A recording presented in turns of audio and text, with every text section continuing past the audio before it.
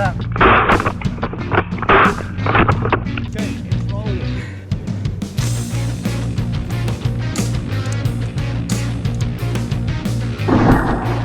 It's all loaded. It's all you. Get a feel for it. Pull it back. Pump it all the way back.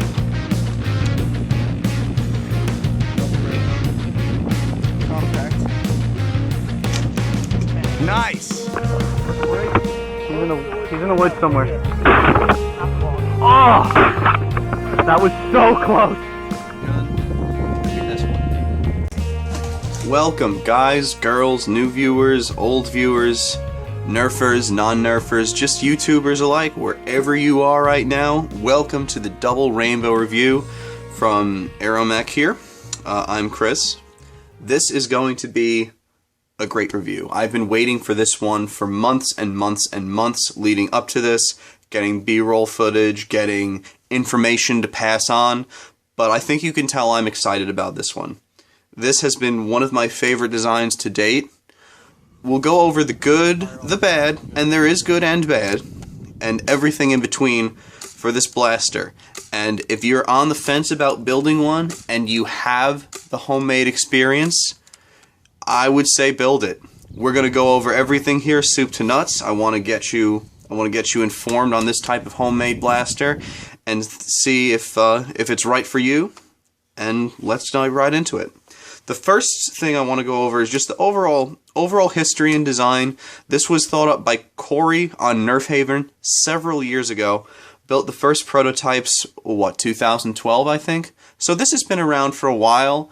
I would classify it as one of the newer designs, though. And I've seen a couple of them out there of various quality. I saw Nom's at APOC last week. His was of excellent quality, and we were talking about it actually, used some similar features, some similar manufacturing processes, and his was really cool. I'll probably put a picture up there in a second. Anyway, with the actual design itself, if we compare it to a standard rainbow, we have a single tube with the spring, the plunger head, the catch, all rolled into one. So this is one long tube. In our double rainbow, we have two tubes with the spring on the bottom, the catch mechanism on the bottom right here, but the actual plunger rests on the top here. That's why you have the hopper up here. The airflow comes from out here. They're connected by this connecting bar in the back, and let me prime this for you. There, you can see it right there. That priming bar moves because both of these move at the same time. That is the main feature that this guy has that makes it a little bit shorter. Again, for comparison, the plunger would really start up here. Or not the plunger, the hopper should really start up here. So you save several inches doing something like this. Even on a longer double rainbow design, something that would come out to here, you would still save many inches.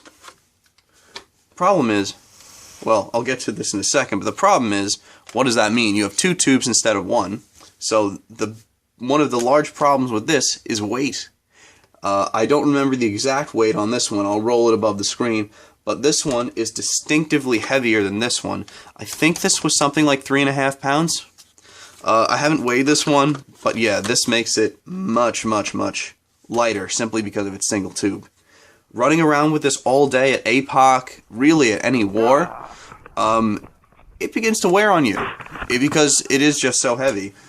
And you think, oh, you must be some kind of wimp or something. I mean, that's true, but point being is you're going to be holding this thing all day. This isn't like you're at even a shooting range with an actual firearm. Those things can weigh 7, 8, 9, 10 pounds. But at the same time, if you are at a shooting range, you have a table, you put the thing down. With these, you hold this for the entire duration of the war. You'll maybe get a 2 or 3 minute break between rounds. But essentially, you're holding this thing, swinging it around all day. So that weight really does come into play. Another thing would be probably the shortness of it.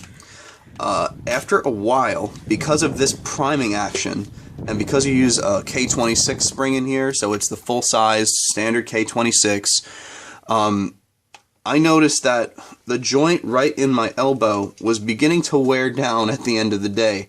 It's something you definitely feel at the end of the next day, and you need to have more you need to have a little more muscle to use something like this versus a standard rainbow. Because if you see, your grip is way back here, whereas on a standard rainbow, it's out here. So everything is closer to you, especially if you build a compact version like I have here. So something to consider, I think on my next one I'm going to move the pump handle a little further out, and that's really easy to do. You just make this tube down here a little bit longer, so it will sort of make that draw a little longer, be a little bit less force on your elbow, and you have better actuation of it. Very similar to this, so I'll just increase that out a little bit more. With the short design, again, comes a shorter length of pull, and I want you to see how drastically that really reduces the length of pull. Have these guys lined up right here, and so you have several inches between these triggers, something like 5 or 6 inches, I don't even know there, but you have a good amount of distance between them. Again, if you wanted to put like a stock plate on this to make it a little bit longer, that's certainly a solution you could do. Just something to keep in mind. But if you do that, remember you're trading off one of the double rainbow's primary advantages, which is the fact that it's so short. Keep this length in mind, and let me bring one other option to the table. That would be the ESLT. This is the one that I have been modifying for a long, long time. Still has that spring in there. I still got to do something about it. But with this, if we line them up butt to butt, you see that the length of pull on the ESLT, a little bit longer, but roughly the same, maybe an extra inch or two there. And if we include the barrel, the ESLT is much shorter. This is rocking a 14-inch long barrel, by the way. My response to that is, yes, the ESLT overall is shorter, but when you're actually using the blasters, this one feels a lot shorter. Because, comparatively, again, everything is closer to you. So if you wanted, I told you, I wanted to make this pump a little bit longer, but only maybe out to here, not quite as long as where the ESLT's is, because I find myself doing almost like a vertical grip on this ESLT. You could see that in some of my video footage when I actually do use the ESLT.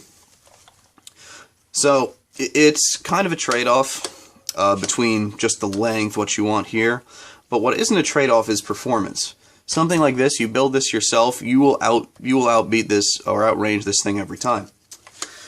Performance of this is, I would say, just underneath the standard rainbow. If you have a good rainbow, you'll get about 250 FPS out of it. That's out of a good rainbow using 1 gram darts, that kind of thing there. This guy, I got 230 FPS out of this, and that was at APOC a couple of days ago. Also, keep in mind, I haven't changed this spring in several months. This thing is not quite a year old, so it's seen a lot. This is my second rainbow, double rainbow, excuse me, as well. The first one I made was the America rainbow, and that one didn't get quite as good results. That one was rocking about 200, but that was also my first rainbow. It had a little bit of extra, nonsense on it. This one has better pre-compression. There's a whole number of reasons for that. So this one performs slightly better. The reason it gets slightly less performance is several reasons.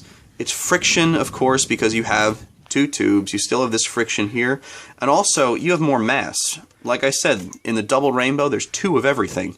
So you have 2 rods up there, 1 here, 1 here, you have everything spread out. But on a benefit, I believe you also get kind of a slapping motion from this guy right here. When you prime this back, all the force is right here. It wants to push from here. There's a microsecond, basically, of where you release the trigger, and this flies forward. The bottom tube flies forward before the top tube, because remember, there's still friction here too. So it will make almost a gentle slapping motion. So that compensates for it a little bit, but again, I told you, I was able to get about 230 out of this. Not quite 250. Something you should keep in mind. But if you like a stronger blaster and you don't mind a heavier pull, this is certainly something you can do. I would suggest probably getting a vertical grip, because I just have this AFG here. I'm definitely 3D printing my next one because it would cost me a fraction of whatever the hell this cost.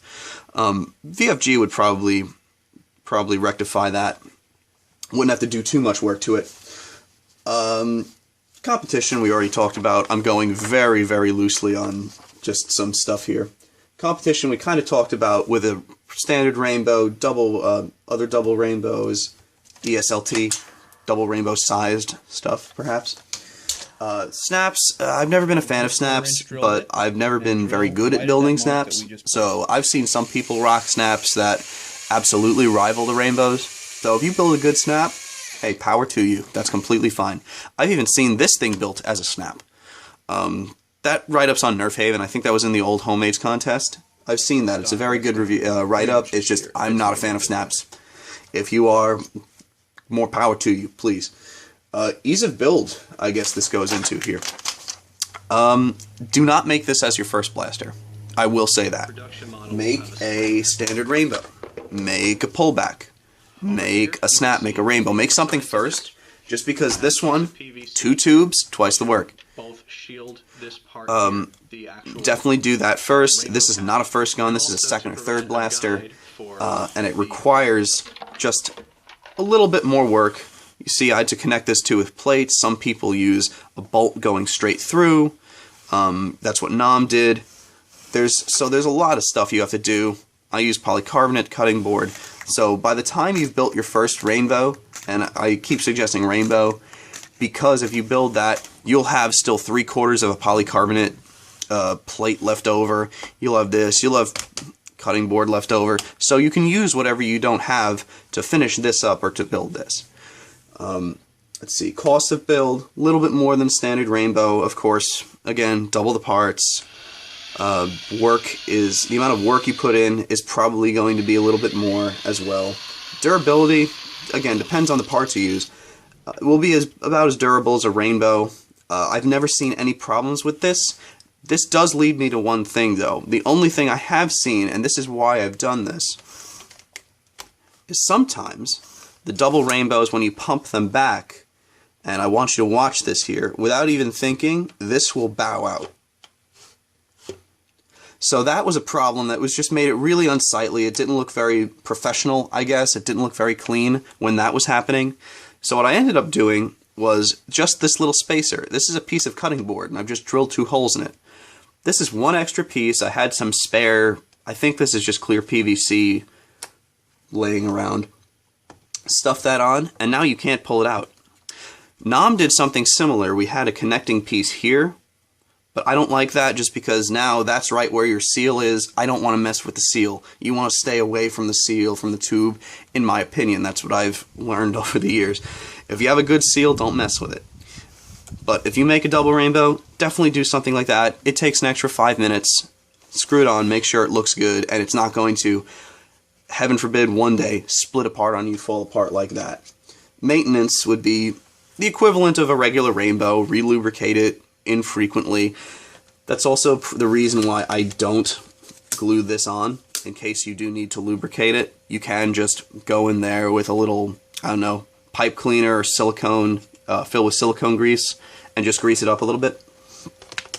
Rainbows do get dirty sometimes. I think you can see it here. But they'll pretty much only get dirty right at the ring. And if you look on this one, it's completely clean here. So every once in a while, take a pipe cleaner, clean out this garbage here, relube it with a little bit of silicone grease, and you should be good to go. Definitely use silicone grease though. And now, getting down to this particular double rainbow, I said I would use this one. If I had to pick one blaster to bring to a war, it would in fact be this one. It feels short. It is a little bit heavy. That could very easily be alleviated. Just screw a sling swivel, something like this over here. These plates are great because you can mount something like a camera to it, and it's not going to get in the way of any of your battery of operation here.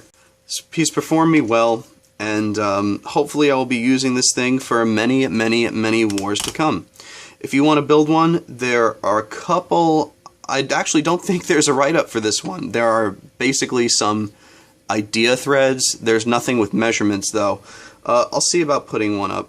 This guy's been on many, many, many run and guns, performed very well in those and wars. In the indoor wars, performed excellently. Outdoor wars, it performs very well too. Whereas I could say the ESLT is certainly more of an indoor war specific blaster. This one is versatile enough to shift into those different uses. Again, I hope I answered any questions that you guys may have had on the double rainbow here. If you're thinking about building one and you have the expertise, yes, build one, go ahead. If you can buy one that's working for cheap, yes, go ahead, do it. I don't think you'll regret it. Nerf on, guys.